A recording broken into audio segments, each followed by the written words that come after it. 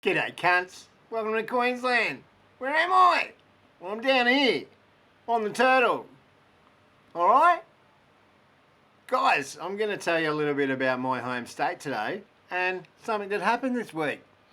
Now, let me just make myself a little bit larger here because, more of Rob is always a good thing. Welcome to Queensland, guys, where Australia shines and we're all cunts.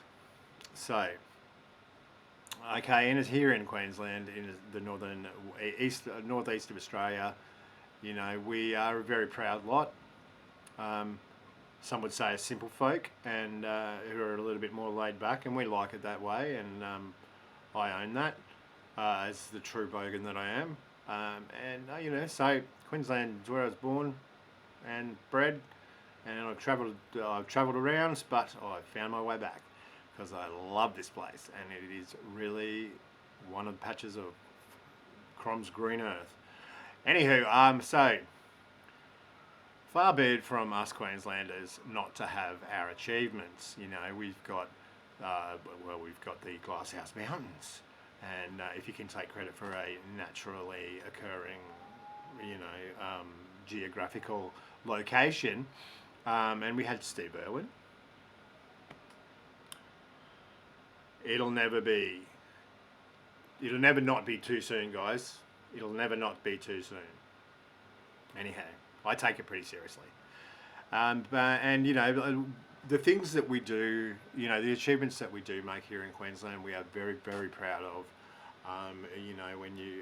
The government will remind us all the time how lucky we are to be here, and all the things that they've done for us. But there are other things about Queensland that some of you might not know, and these are fairly world-beating boasts and achievements. Firstly, welcome to Euromanga, right? Which I'm probably saying wrong, but I don't care. It's the furthest town from the sea here in Queensland, and I don't know its status as far as Australia goes, but definitely here in Queensland, and it's a place you'll never find me because I will never be landlocked ever again. And so, I always like to have the ocean near me, and I apologise for that, not the fuck at all. Cloncurry, Australia's highest temperature, 53.1 degrees Celsius, or that's 127 degrees Fahrenheit, guys. For those of you who don't do the Celsius thing and are a little bit, on the intelligence factor. Back in 1889, somebody was in Cloncurry and recorded the highest temperature. And I figure, why not? What the fuck else was there to do? Was there Netflix back then? Was there radio back then? Was there books back then? Well, there were books, but how many books were in Cloncurry at that stage? Probably read them. Everyone's read them 3 or 4 times before. By the time they get to it, the new library comes to town, the mobile library. But I digress.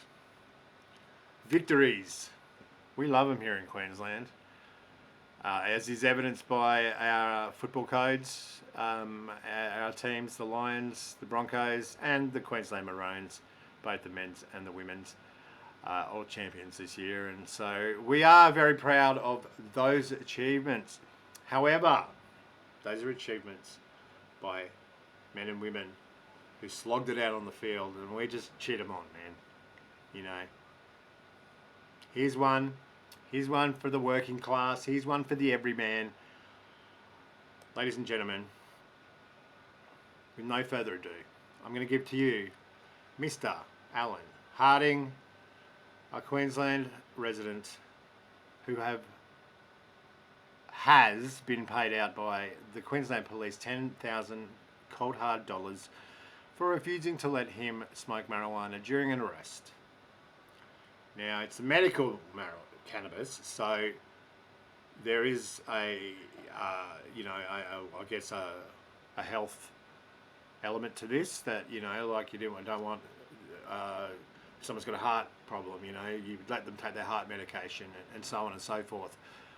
And so if this man needs to punch a couple of cones to deal with this arrest, then medical science proved that he needs it because he's got a prescription, right? Doesn't really work that way, but anyway. For our friends overseas, we do not have legal marijuana. We have decriminalised marijuana, and we have a sort of a legal service which is medicinal.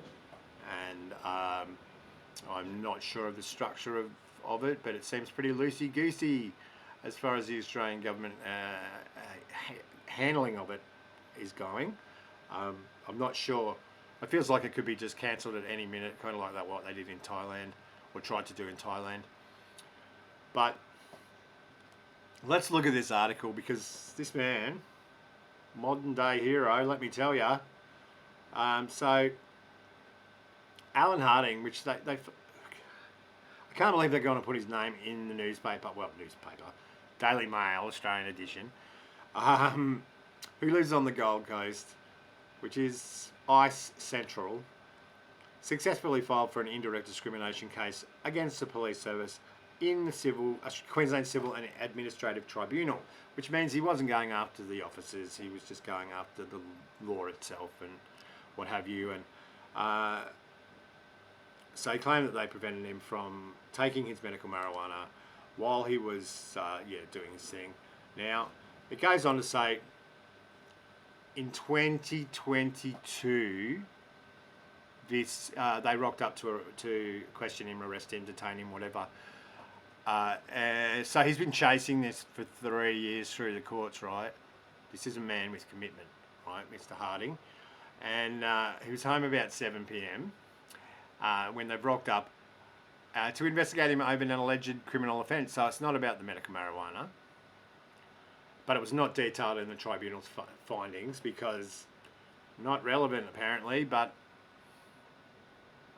I don't know. 1 and 1 always equals 2, guys. You put it together. So Mr. Harding has been prescribed the legal substance consumed using a water pipe. It's never a bong, is it? It's a water pipe. It's always a water pipe in these things. Just call it a fucking bong. People know what they are. For impairments including ADHD, fair enough, PTSD, can't argue with that, a slip disc in his back, oh, me back of her, I need compo. I'm sure he's got the x-rays to back that up.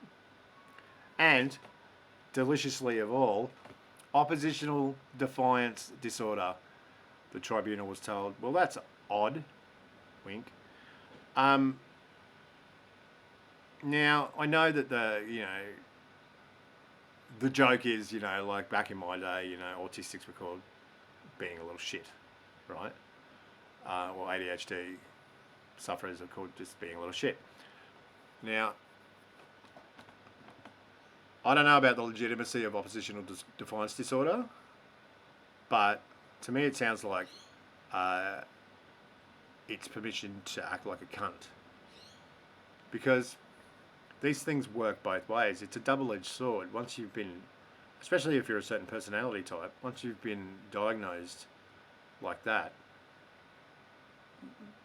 that could trigger a response in your brain, in certain people's brains and minds, that they need to be that way, so they continue to act that way, or they will act out even more severely in that way. And so I believe that once, in many cases, once people are diagnosed with a certain thing, they lean into that thing and then blame it too much for their actions. It's like saying, oh, it's me Irish blood. It's not your fucking Irish blood. You're a fucking dickhead, mate. And you're a drunk. Fuck off. Okay, so back to Mr. Harding. So yeah, he's been denied the use of it in his home when he's gone to use it while they were arresting him. Now the female officer has told him, you cannot do that, right? I don't know why Do That is the only thing that they've managed to be able to directly quote. Okay, so on the way to the police station, he's going on and on. You've seen Police 107, all those other shows where they're always in the back of the car going and talking their head off and saying shit they shouldn't.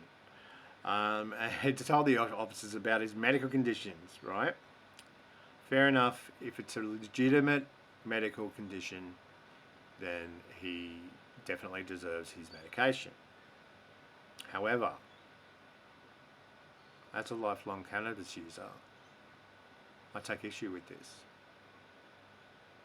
And if you hit me up about it in the comments, because I will answer you. So, the tribunal heard that Mr. Harding would have taken his medication perhaps 3 or 4 times over that period and would have given him better clarity of thought, reduced his anxiety and his back and shoulder pain, as well as helping his temperature regulation. So he's sweating, right? Clearly sweating like a you-know-what in church. And I would say maybe amphetamine's involved, maybe not. But they make you sweat. Moving on to the last page, this is with a piece de resistance, really. Now, I want you to bear with me here because this is some great stuff. And it goes on to say that a person with his disabilities would have suffered considerable anxiety and distress and some pain and discomfort and inconvenience that night. I find that in fact he cannot cope and in the relevant sense because of blah blah blah blah blah. It is such legalese sort of just crap talk, legal talk, and it is doing, I don't know, look, I mean, this is doing more harm than good because it's sending the wrong message. Like, just going back to his oppositional defiance disorder, perhaps I was wrong to write him off on that a little bit because thinking he has been at it since 2022, that is defiant. Total defiance, and it is absolutely tenacious. So I might give you shit, Mr. Harding, but you had a win, so fuck me, right? But the best part is during the tribunal, Mr. Harding also claimed he'd been mocked by officers when released on bail. He alleged one person said, "Off you go, mate. Go and get your bong on, bro." And you know that you can, look, I can hear a copper saying that because I can hear Aussie males saying that. And who becomes cops? Aussie males. So you get what you get. Just wanted to cover that little story. I'm using my webcam today because I just couldn't be fucked with the camera, and I just wanted to cover this piece really quickly for YouTube and get it out there. And guys, please like, subscribe, and I would love for you to comment on this one and tell me what you think about old mate and his $10,000 windfall. And in my opinion, I think that it really is going to be 2 sleeps to Christmas for Mr. Harding with 10k of ice. So that's my prediction, but we'll see. I'd love a follow-up on this. Anyone knows him, if you want to tell me off for putting shit on him or whatever, throw it in the comments and see if you can keep up. That'll do it for today, guys. Rob from Reddy. I love yous, and see you cunts.